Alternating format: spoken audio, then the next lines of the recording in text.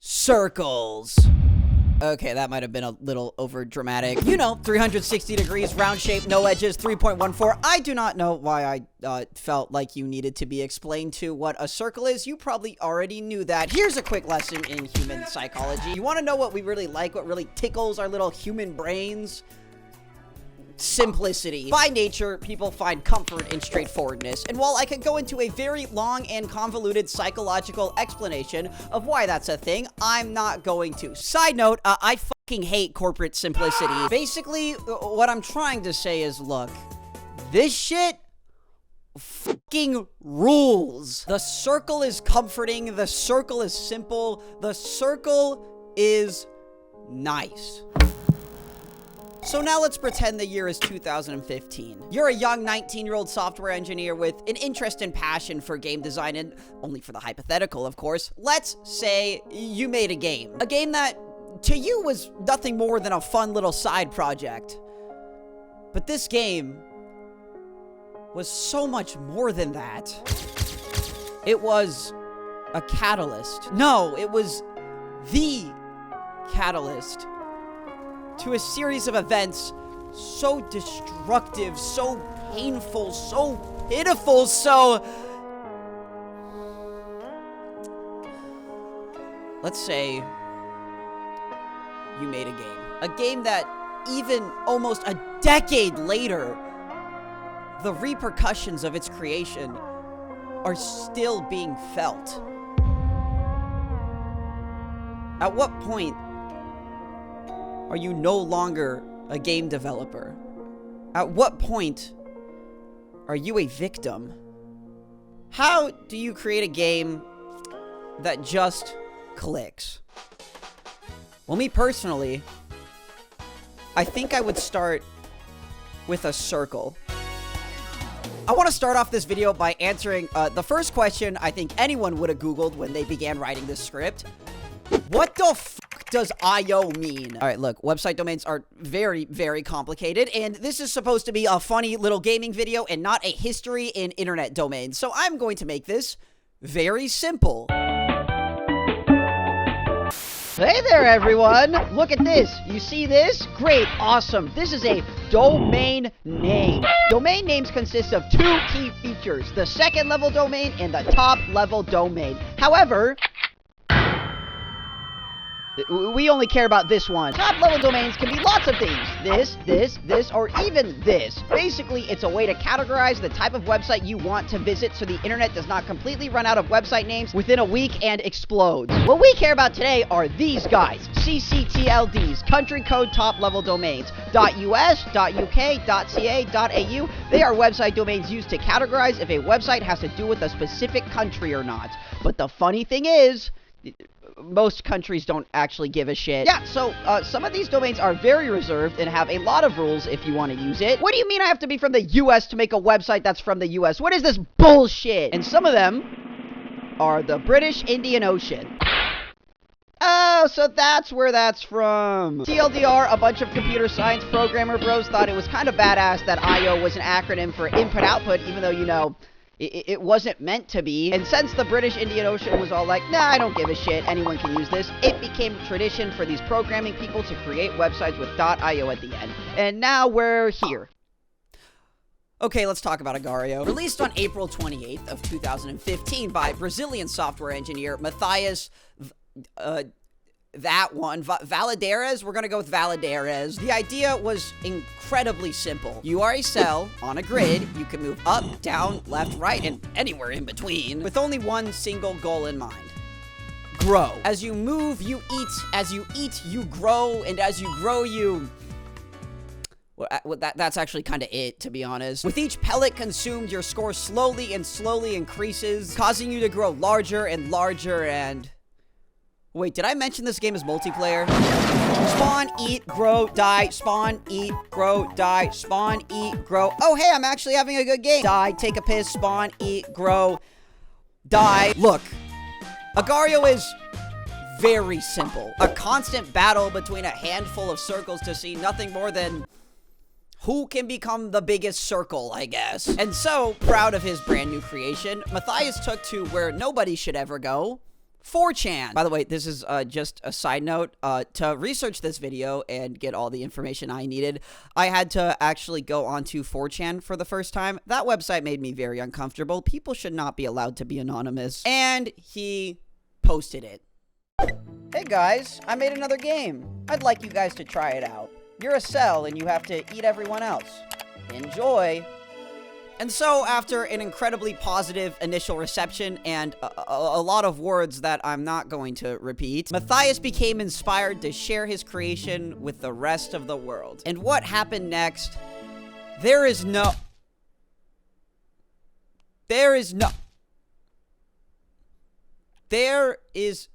Oh my god! There is no possible way to give justice to the size and absolute mass of this game. Hey Google, how many players did Prime Agario have?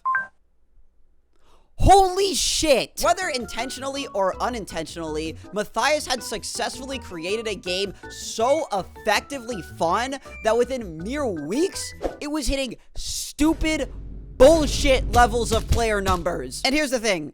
When you break down what this game is fundamentally, can you really be that surprised? You see, Agario matches never actually end. You just spawn into a room, get as big as you can, and when you die, you do it again. With one single click of a button, you go again. Pair that with an incredibly simple and easy to understand gameplay system. Make it a browser game so literally any hardware can run it. Slap on the most simplistic art style that anyone has ever seen in their lives. And most importantly, other than a little box ad every time you die, this game has zero monetization, which, let's just say in 2015 was not a common practice. And you, my friend, have successfully created a fucking monster.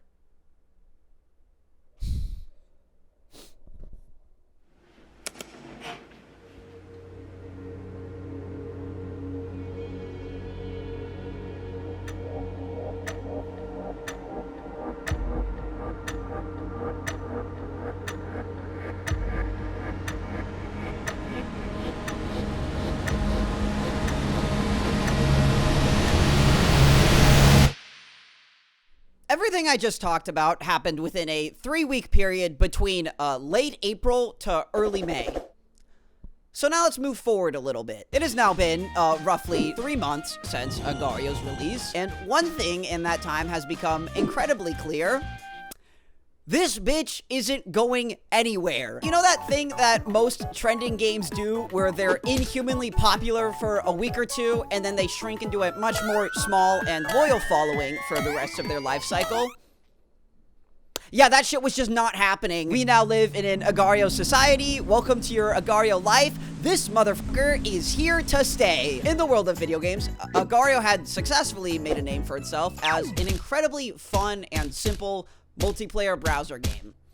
But in the world of business, people were starting to notice just how many eyes were on this game. In July of 2015, Miniclip, a very well-known and popular Flash game website, purchased Agario for an undisclosed sum of money. Why did Matthias choose to sell his game?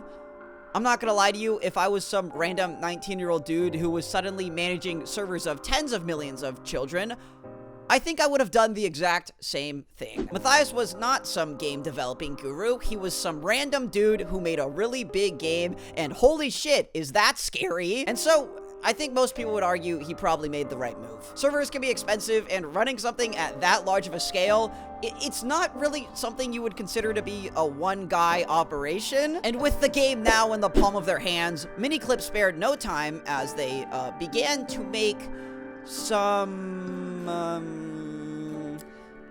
changes, releasing a mobile version to the App Store and adding more ads. Uh-oh. And so over the next couple of months, as players from all over the world sat down and typed in that oh so familiar URL to play that oh so familiar game, they noticed something changed. A new little icon had been added to their screen. Something new. They added a fucking item shop.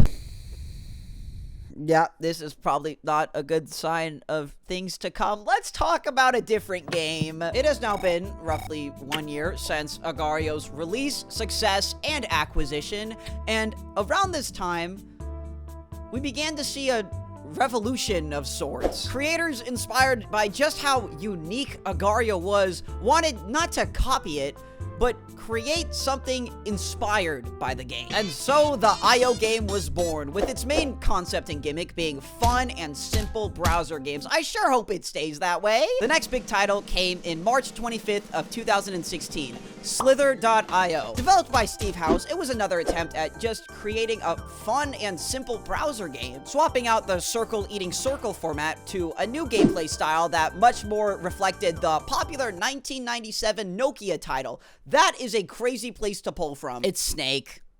Like, the game is just Snake. And it worked incredibly well. I hate to sound like a broken record, but this game pulled in stupid bullshit levels of player numbers. And so the pattern continued, inspired not by Agar.io's monetary success, but instead just the pure fun value of the game. People just wanted to make fun and simple IO games. Even Matthias decided to sit back down and make another game now that, you know, Agar.io was sent to the devil himself. People loved IO games. People could not stop playing IO games. Release after release after release after release after release after release after release after release after release.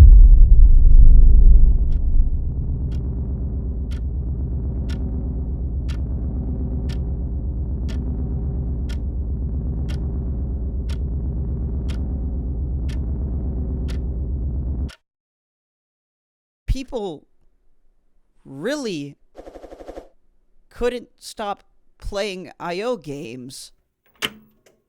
Retention is everything. If there is one rule to finding success in this ever-moving roller coaster ride that we call the internet, retention is everything. You want your creation to make money? Great! We're gonna run ads. You want those ads to really make money?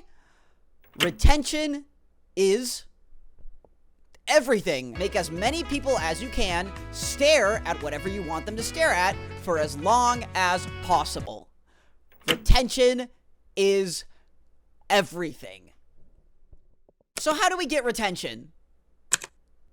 Oh, yeah, this is when shit started to get a little crazy. As the 2010s were coming to an end, we saw developers start to realize how easy these games are to make.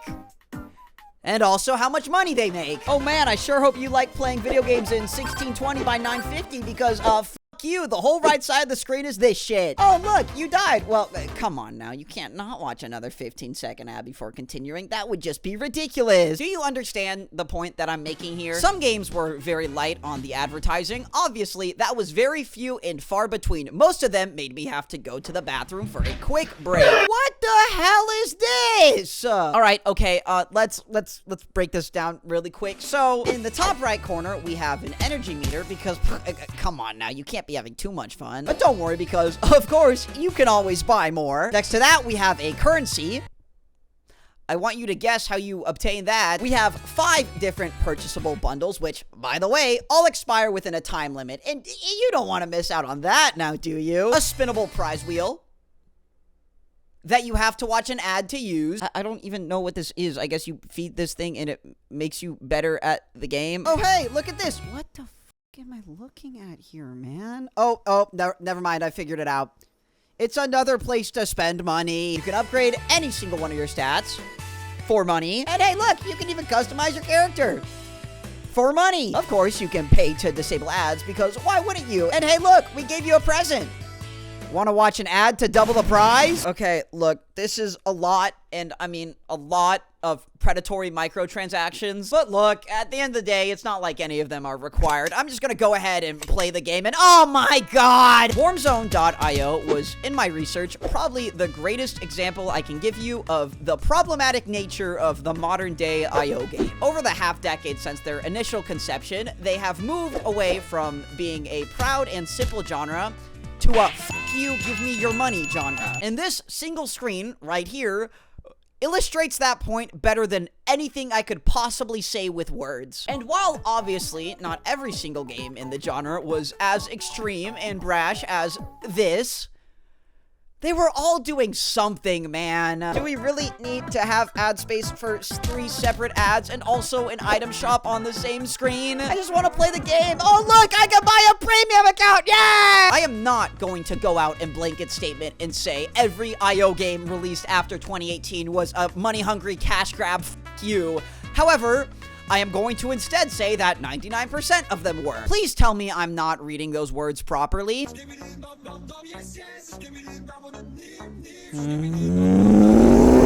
Code a game in a week, put it up on the internet, make a shit ton of fucking money.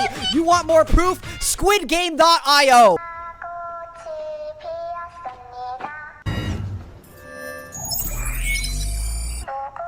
I'm genuinely so unhappy right now. At this point, .io wasn't even a domain anymore. They just were fucking throwing them at the end of the games because, hey, IO sells. These are apps. Apps do not have domains. Yay, money. We love money so much. We love money. You know what? Fuck it. Servers are expensive too. Let's just fill these games up with bots and pretend like they're fucking online. What do you mean you're playing this game without internet access? Shut the hell up. Give us more money. We love money. IO games give us money. Give us more money. You don't give a shit what we're doing anymore. Your dopamine's so fucked anyways. You're gonna play anything we put out. So many games and so many ads and so many fuck yous and fuck yous. And why am I still playing the game? I'm still playing the game. I don't know why I'm playing the game. I don't want to play the game.